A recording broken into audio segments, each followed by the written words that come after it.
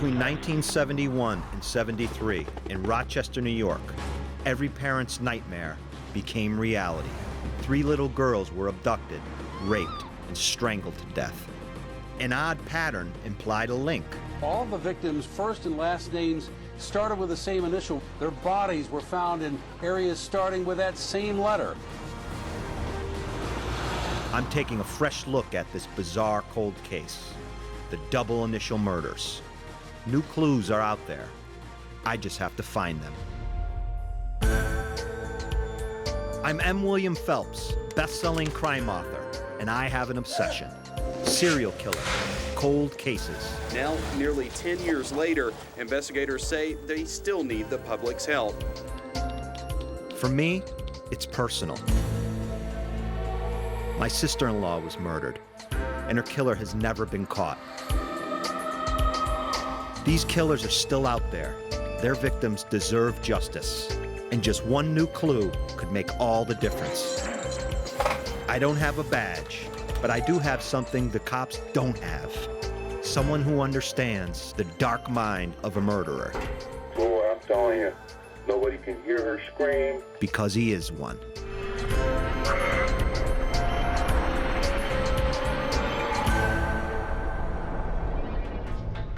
I'm diving into a cold case with a serious history. Some top investigators have made solving these crimes their mission, but failed. So what can I bring to it? Fresh eyes, that's what. If I can find a new spin on old evidence, it could heat up the trail, and the families can get some closure.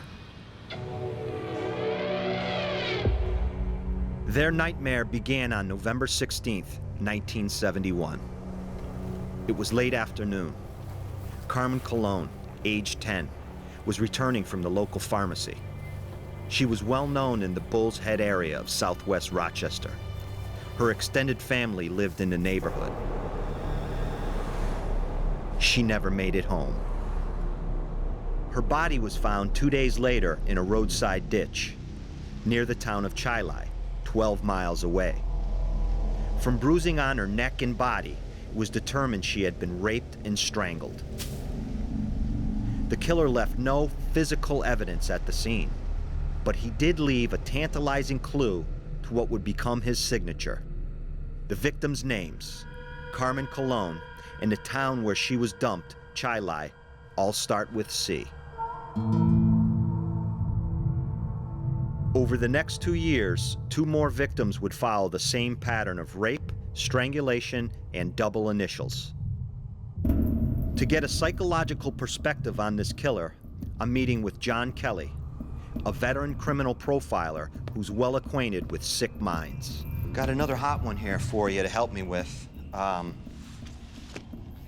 It's very disturbing, however, you know? What kind of guy has sex with little girls and then kills them? Well, what we're looking at is a monster, obviously. The question is, what makes this monster tick?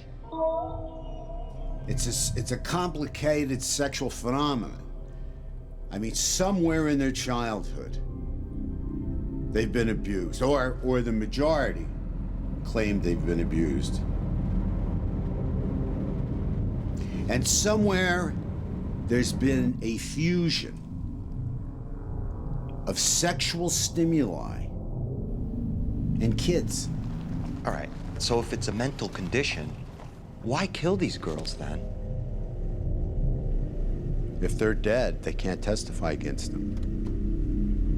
Witness elimination? Is that it? Or does this guy enjoy the kill? Are we dealing with a pedophile who kills, or a killer first and a pedophile second? Maybe another dark mind would know the answer. For 10 years, Kelly's been working with a secret collaborator, an incarcerated serial killer he has codenamed 13. Through countless letters and face-to-face interviews, Kelly has looked deep into 13's disturbed mind and brought back answers that have put away other killers for life. Please wait.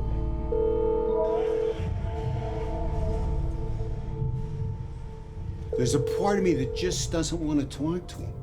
There's a part of me that just gets a queasy feeling when I'm talking to him or corresponding with him. But then again, there's a part of me that will go to hell and back to catch the murderers of these children. And if it means shaking hands with the devil, I'll do it.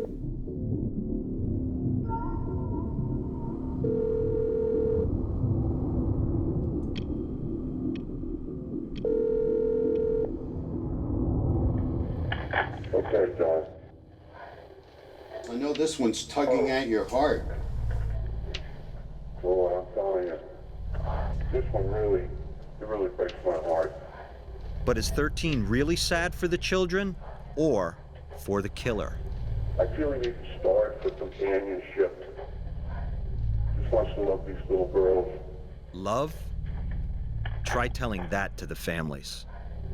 This man is frightened of women. And he's probably sexually immature. Right. He's probably shy, gets nervous when he's talking to attractive women to the point where he stutters and he begins to sweat. Mm-hmm. There's a good chance he may not be well endowed. You know, there's Right. Look, how can I say it? Picking on someone his own size.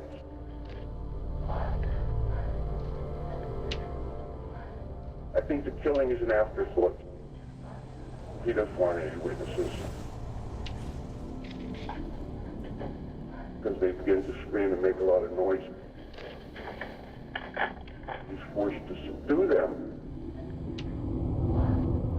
That's it. Could 13's sympathetic take on this killer be accurate?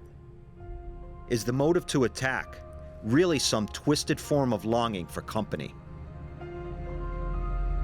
Somehow I doubt the victims' families share 13's compassion. I won't be talking to them in my investigation. They've suffered enough. Instead, I'm heading to Rochester to meet the 4 detectives who spearheaded the original investigations. Rochester's an old mill town. Beer companies, old rundown buildings. You know, the wintertime, the snow coming off Lake Ontario. Highest street signs, that snow. It just keeps coming and coming. You know, in the summertime, salmon fishing in the lake, trout fishing in the streams. You know, between Albany and Niagara Falls, it's like a place I can stop and take a leak. That's what I think about Rochester. But for these long-serving local cops, Rochester was once a highly prosperous, blue-collar community built on hard work and family life. What I relate to most is that they just can't let this case go. You know, it's one of those things where when you're talking kids and murder, it's hard to just forgive and forget. They're all retired now, but they haven't given up the hunt for this killer. To rape and murder 3 young girls, it's a horrendous thing. It's bothered me, it's bothered Bob, it's bothered Nick, and it's bothered Vito. These guys have chased leads and suspects as far as Puerto Rico, but it's time to pass the torch. They've promised to tell me everything they know, so I can take up the chase for this killer.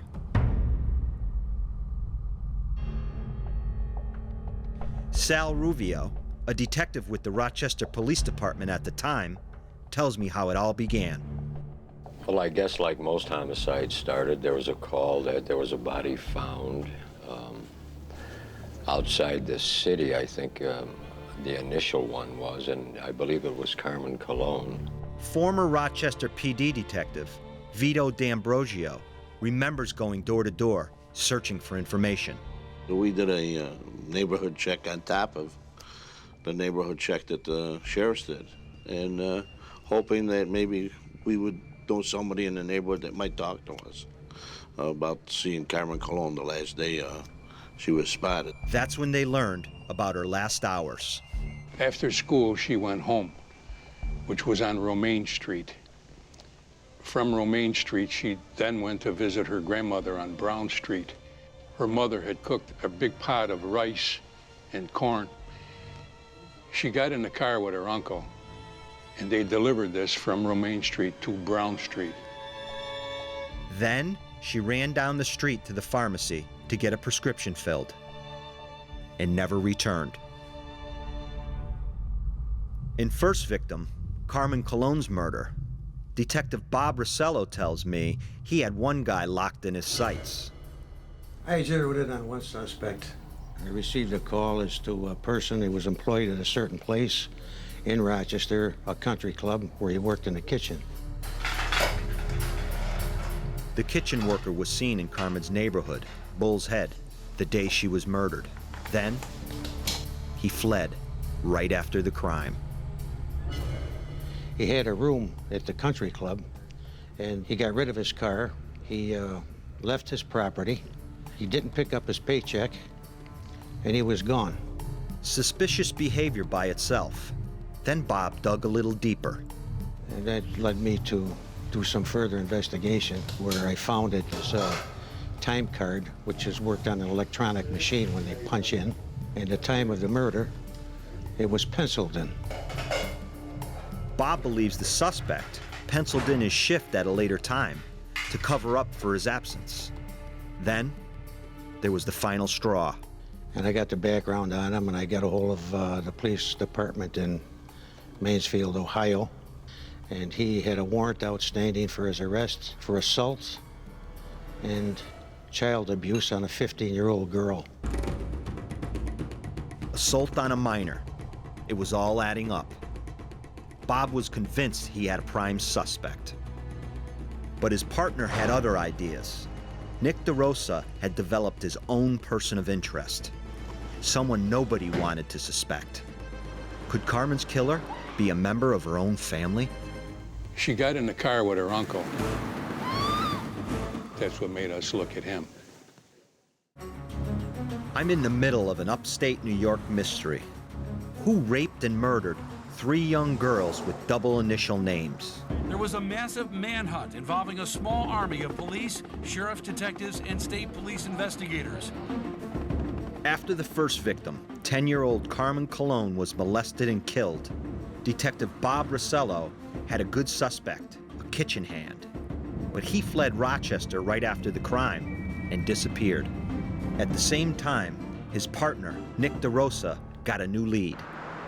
Eyewitnesses reported seeing a bizarre scene on a public road the day Carmen Colon disappeared.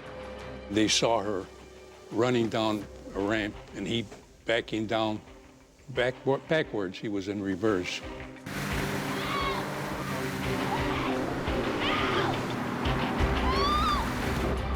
Did anybody see this person grab her again and take her into the car? She was ahead of the car. She was running a little faster than the car was being driven. Who was driving? And what happened next?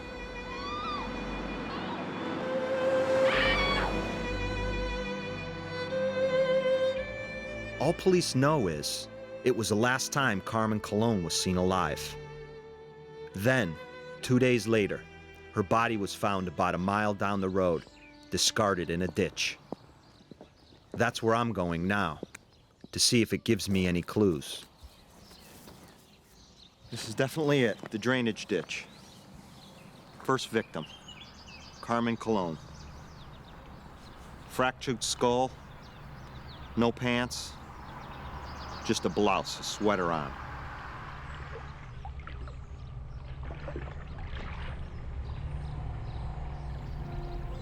What her last moments must have been like.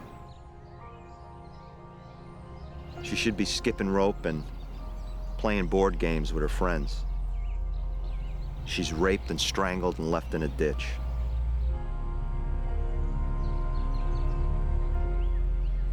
As she was screaming, running for help, nobody stopped to help her. But witnesses did provide one vital piece of information. A description of the car chasing Carmen. And it gave Detective Nick DeRosa a startling new person of interest. Carmen's own uncle, Miguel.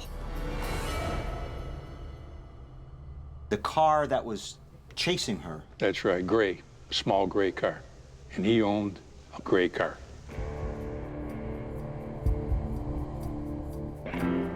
Then, more evidence emerged. In her uncle's car, some of her hair was found. A doll that she owned was found in the back seat. And the car, which was new, we found out later that it had just been scrubbed clean. So that's what started us looking at the uncle, Miguel. Law enforcement closed in on Carmen's uncle. And what happened? Just like the kitchen worker, Nick's suspect fled. First thing he fled was to Syracuse. We were half a step behind him. Syracuse told us he was in Spanish Harlem in New York City. We went to Spanish Harlem. Nick DeRosa chased his guy all the way to San Juan, Puerto Rico. But the uncle was wise to him and fled into the jungle. And I mean, it was a jungle. No water, no bathrooms, no nothing out there. We couldn't find him. Now 2 detectives, partners, were both left empty-handed. Had one of them let the killer slip through his fingers? Bob, Nick, it sounds to me like you both think a different person killed Carmen Colon. Absolutely. Correct. Bob and I go back to school in 1949. We were partners for a long time, but we do have differences of opinion. Well, I had my suspect and he had his. And unfortunately, either one of us hit a home run. We're both batting the breeze right now. Even the detectives who work the case don't agree on a person of interest. I mean, you think so strongly about what you have, and you make a lot of sense when you explain who your suspect is and why he committed a crime. But again, none of us have been surprised at other suspects we've had. It didn't even pan out or come close. What neither of them knew then was that one of their suspects would eventually resurface and turn himself in. But not before a second defenseless young girl lost her life. April 1973. 11-year-old Wanda Walkowitz went to the grocery store on Conkey Avenue, just steps from her Avenue D home in the Upper Falls area of Rochester, 30 miles from where Carmen Colon went missing. She picked up a few things for her mother, paid for the groceries, and was never seen alive again.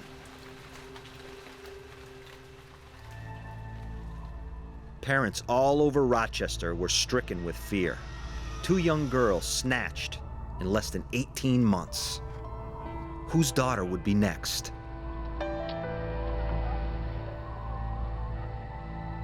But was it the same person who murdered Carmen Colon?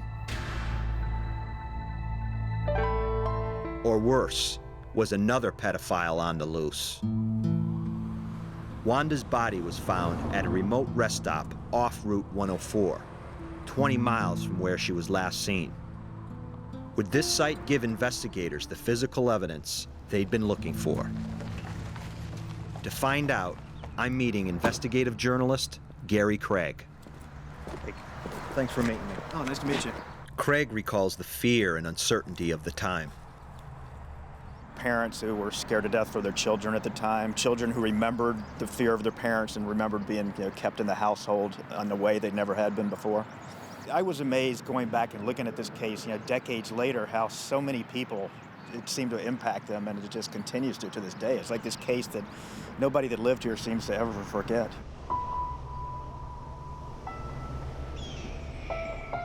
Wanda's strangled body was found battered and bruised in this wasteland outside the town of Webster. Again, the victim's first and last names and the town share the same initial. This time, W. So, I mean, this is where they found her, right here.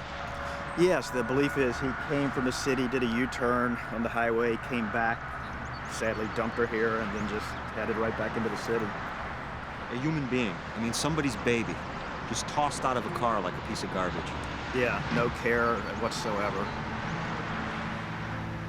So, I mean, what did you find out when you started digging in? Yeah, I mean, probably sadly like the police, we found out there were a lot of people who were suspects that probably didn't do the crime. What's your gut tell you? You know, it's really retracing the police stuff, but the theory that it had to be somebody they know, maybe somebody in some position of authority that could get them into a car. Wanda had been raped, but unlike Carmen's attack, this time there was more than just bruising. The killer had left something behind. We're talking about semen in the panties of one of the victims here. Exactly, and that's the evidence that they're sure that it would match if they found the right person. In 1973, DNA profiling was at least a decade away. But police knew that in the future, science would catch up with this killer, and evidence like semen could solve crimes. So they stored the sample. Then, just 6 months later, another major development in the case. But it was the last thing anybody wanted. A third victim. The body of 11-year-old Michelle Maenza was found in Macedon. And again, the killer left behind a tantalizing clue. He wants them to be easily found. The crimes took place between 1971 and 1973, and they struck fear in the hearts of parents.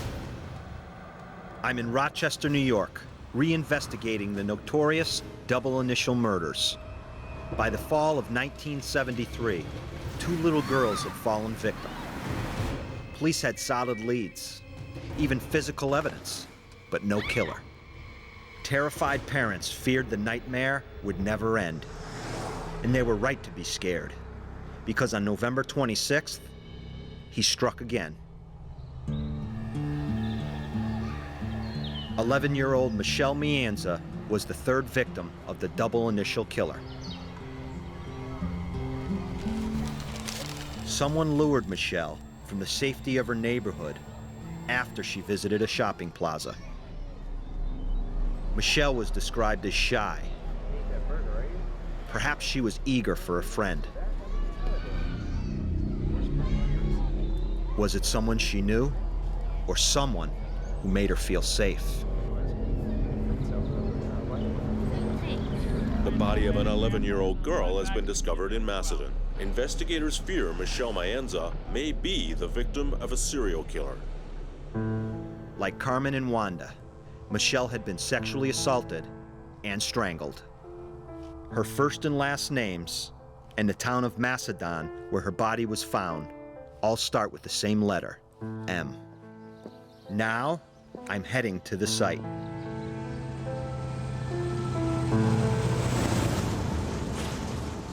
So this is the Michelle Maenza dump site. If someone would have blindfolded me and drove me here, I'd swear it was the Colon site. It's almost identical.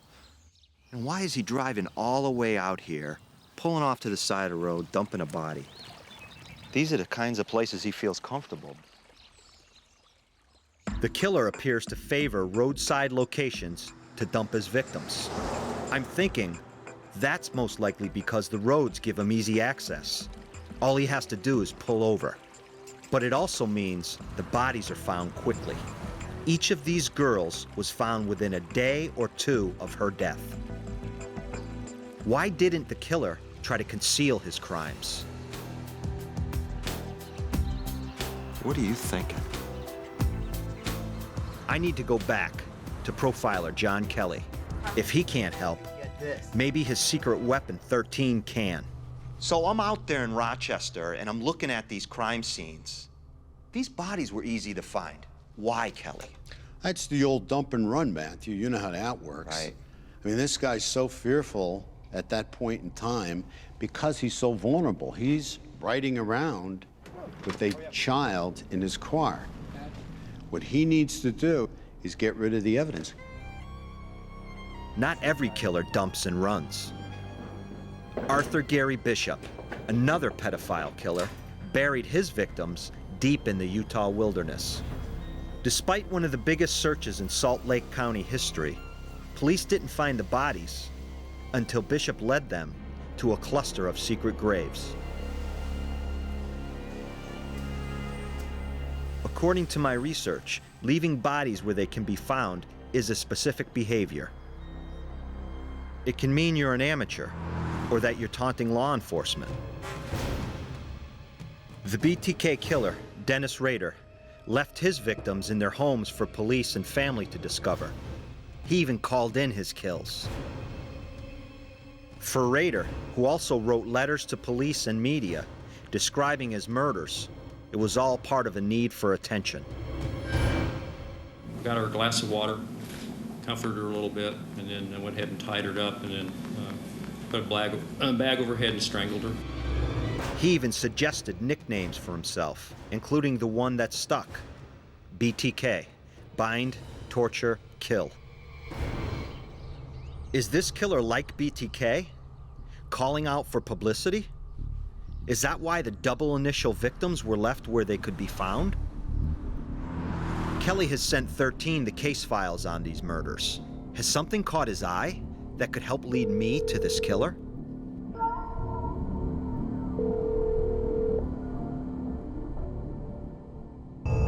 Okay, Don.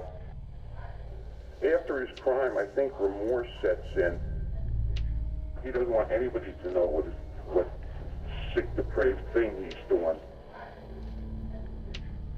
You know, killing 10, 11, 12-year-old girls, that's terrible. The area is full of wooded areas that he could place them someplace where they could never be found. Right? You're right there. Yeah. He wants them to be easily found. He doesn't want their bodies to rot or any more unnecessary harm come to them. That's it. Again, I'm sickened by 13's bleeding heart for this monster. What the hell is 13 talking about? Remorse. 13 is explaining this guy's thinking after the fact. He's not defending him, Matthew.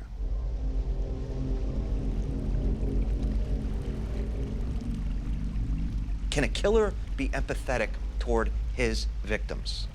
We're not just talking about a killer here. We're talking about a serial killer, okay? We're talking about a psychopath. The pure definition of a psychopath is they feel no remorse and they feel no guilt. But if 13's right, this killer does feel guilt and shame. So if we're gonna go by what 13 says, and this guy's remorseful, then he's showing empathy toward his victims. If we go by what 13 says. Why wouldn't we? Well, he might be trying to manipulate us, Matthew. Then why are we using him? Because we have to sift through what's true, what's BS, We're alchemists. and what's the manipulation. That's playing mind games with a serial killer. So far, 13's mind games have given me nothing but frustration. I need to go back to the sources I can trust, the cops who work this case.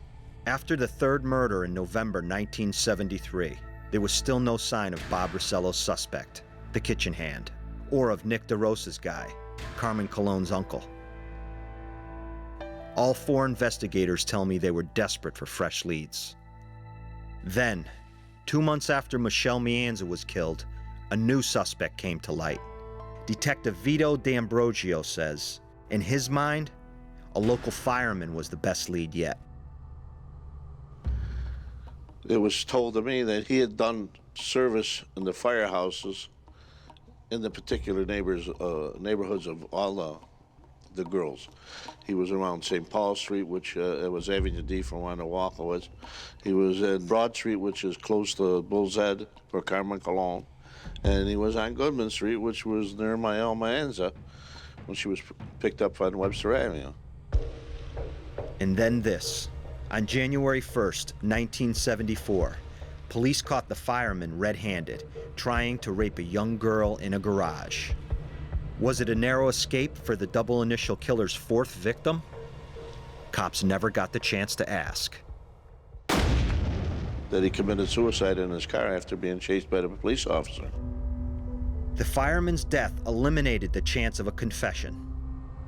But he did have a history of sexual attacks, and there were other reasons to connect him to the murders. I thought the fireman was a relatively good suspect in light of the areas that he committed rapes. In fact, if I remember correctly, the last girl he attempted to rape was like 16 or 17 years old, and she looked like she was 9 years old. After the fireman killed himself, the double initial murder stopped.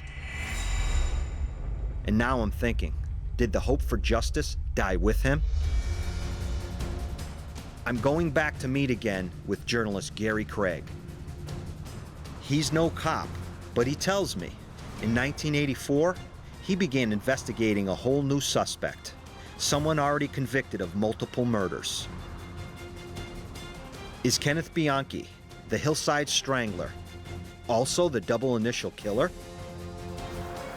Bianchi is serving life in Walla Walla State Prison in Washington after he and his cousin killed 12 women in California and Washington in the late 70s. But it turns out, Bianchi also has a connection to Rochester. He had a job there that brought him into contact with children. He used to sell ice cream.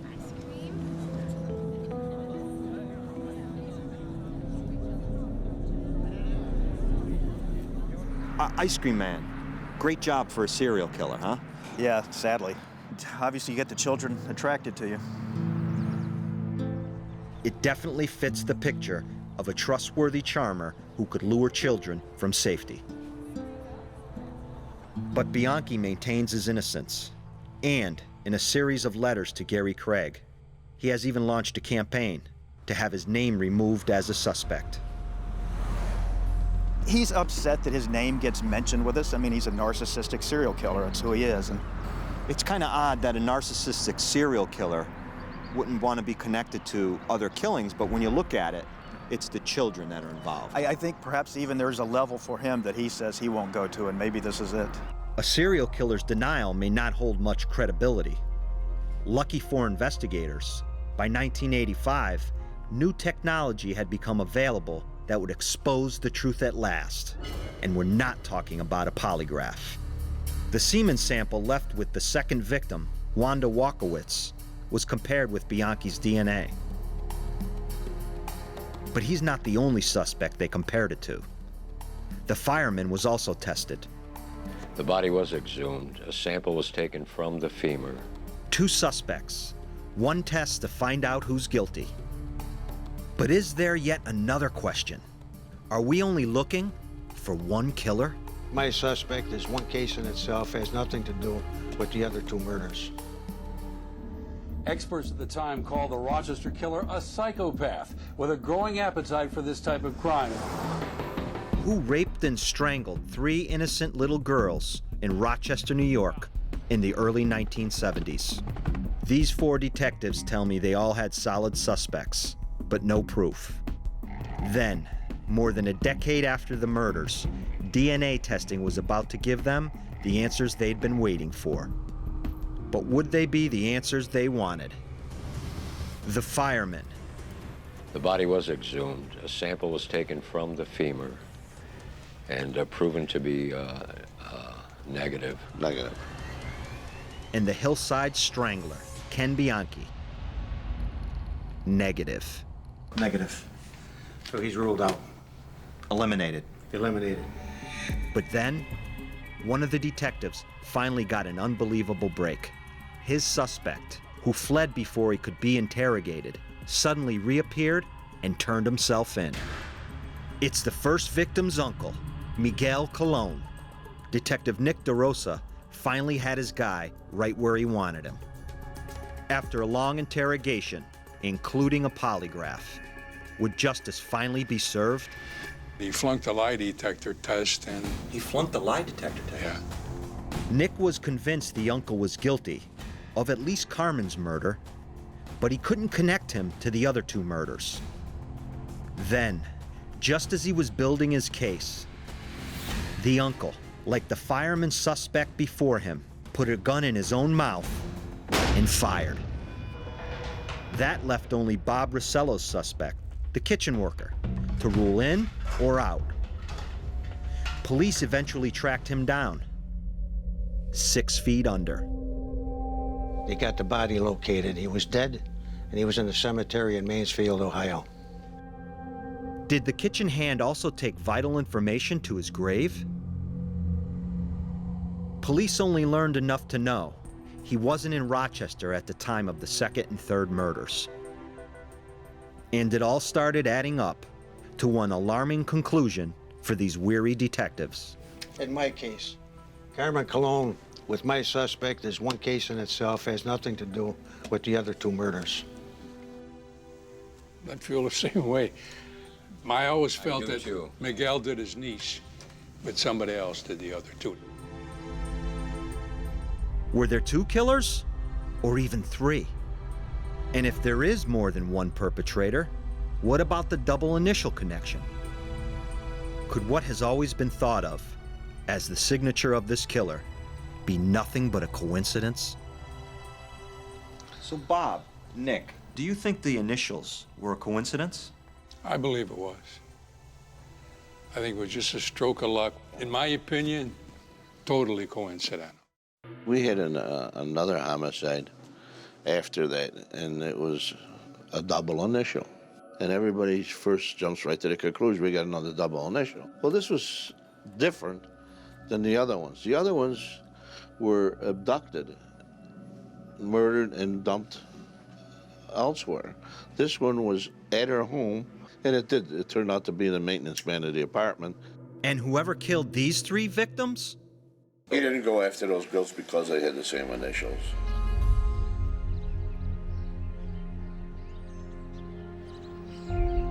Hollywood couldn't come up with all the twists in this case. We've got 4 suspects: family, fireman, dishwasher, serial killer. They're on the run, committing suicide, being dug up from graves to be DNA tested. They're failing polygraphs, dying with secrets. And now, the whole double initial thing is supposed to be a false lead too? I'm thinking this case needs a completely new perspective. I want Kelly to call 13 one more time. This double initial thing, the cops seem to think maybe that it's just a coincidence. It's not true. See, I disagree with that. I disagree with that because of the percentages and the odds of having 3 girls with double initials murdered in the same area and dumped near towns or in towns starting with the same initial.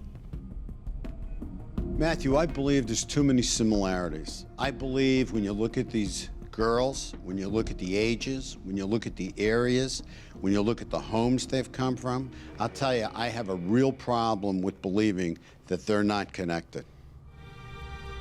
There are other similarities that get lost in the double initial hype. The girls all came from broken homes. They were all Catholic. They all had learning disabilities. And they were all abducted in late afternoon. For me, there's much more than just the double initials. What I'm looking at in a profiler is the obsessive-compulsive behavior that I'm seeing here. Someone with obsessive-compulsive traits is driven by repetitive thoughts, compelled to act. Mostly, this behavior is harmless. But in this case, Kelly believes the killer's fixations are deadly. And he should know. Because he says 13 is driven by the same urges.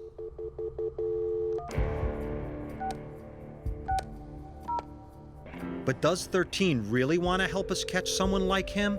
And if so, why? 13 says that he does it because he's a new man.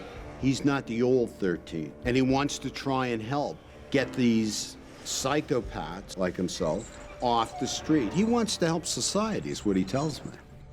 Let's see if he's serious.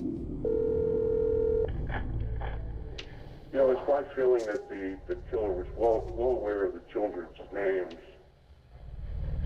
13 agrees with Kelly. The letters mean something to this killer. Do they mean something special to 13 too?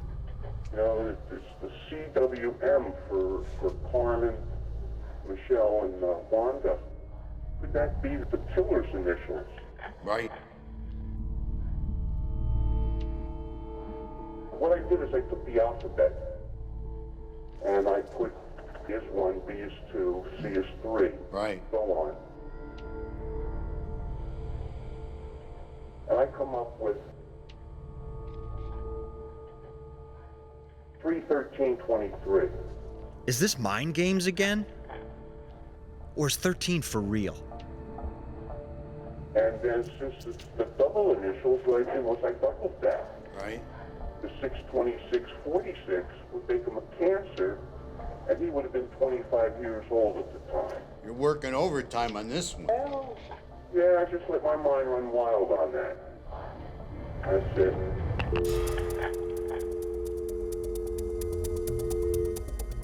What was that about? Yeah, that was weird. The astrology Yeah, stuff? yeah, well, I don't even know where that Like came he's cracking from. a code, a safe. Yeah, you know, yeah, 3, 13, 23. What the hell was that? Yeah. But the thing is, I don't think 13 was messing around. I think he believes that stuff. And if he does, then maybe the double initial thing isn't so far-fetched either. Still, I want another perspective from someone who's actually put a serial killer behind bars. Frank Adamson commanded the task force that brought down the Green River Killer, a man convicted of killing 49 women in Washington in the 80s and 90s. What does Frank have to say about this case? Does he agree with his fellow officers that the double initials are just a coincidence?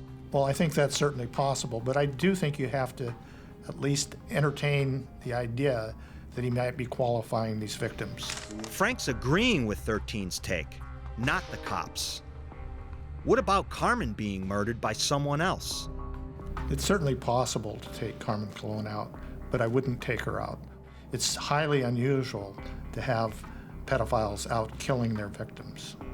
What I'm saying is that you don't have someone killing a child every day. So it's always possible that you have a second pedophile, but I doubt it in this case.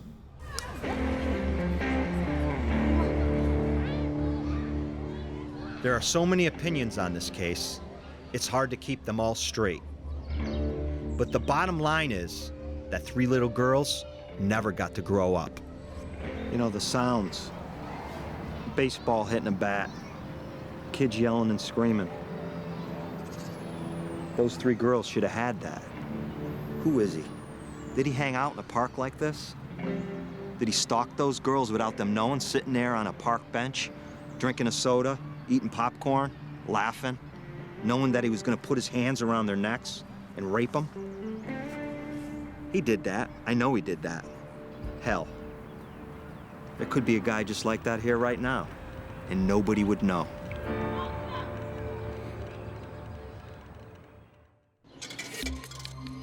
And then, something even more unbelievable happens. If my police contacts say the double initials are just coincidence, how can they explain this? In a strange echo of the Rochester murders, the first and last names of the victims here in California also begin with the same letters. Some believe the so-called double initial murders of Rochester in the 1970s are not connected, just coincidence. But now, breaking news is forcing them to think again. Police in Rochester, New York are now sharing their information with Marin County after investigators here noted what they're describing as eerie similarities between the 2 sets of murders. April 2011, a man has been arrested in Marin County, California for crimes that mirror the Rochester double initial murders. The defendant is a photographer. We can't reveal his identity because he hasn't gone to trial yet. But police allege he killed 4 young women with double initial names in California between 1977 and 1994. They were strangled and their bodies dumped in rural locations, just like the Rochester double initial murders. And it doesn't end there. The suspect lived in Rochester in the 1960s and 70s and was in the area at the time of the murders. And one of his alleged victims out in California was also called Carmen Colon, identical to the first victim in the Rochester case. But the match isn't complete. The victims were older than the Rochester girls. So, What do the former investigators of the Rochester case make of this new suspect? His victims were in their 20s. Doesn't sound like he would be interested in girls 10 or 12 years old. That's just my opinion. These 4 veterans want this case solved more than most, and yet they're not buying it's the same killer. But what about the double initials? And another victim named Carmen Colon? How can they not be connected? Carmen Colon is a very common name in the Puerto Rican community. From New York to California, thousands. And that could be the answer. I'm thinking there's gotta be a better answer than that. And then it occurs to me. Are these guys downplaying the new suspect because they don't want to get their hopes up?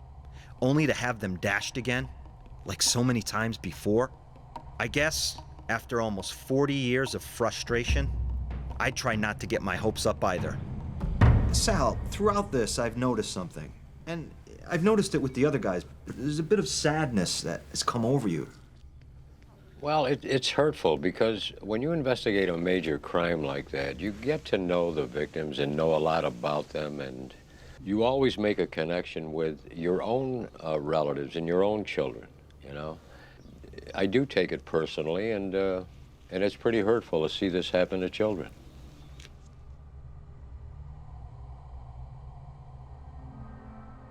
What would it mean for the police department and the community to solve this case? Mean an awful lot to the policemen that put a lot of hours in and to the families who deserve some closure. But how could it be solved? There's no doubt in my mind that somebody knows something. And if they're going to take that information that they have to their grave, well, there's someone at a higher authority who they'll have to face someday. California and New York authorities are still investigating whether the suspect being held in Marin County could be responsible for the Rochester murders. But they will need more than the circumstantial evidence they have to bring charges against them. This 40-year mystery has taken its toll on everybody who's ever touched it. Cold cases stay cold because people keep secrets or hide a piece of evidence that could be the missing link. With your help, the double initial murders can still be solved.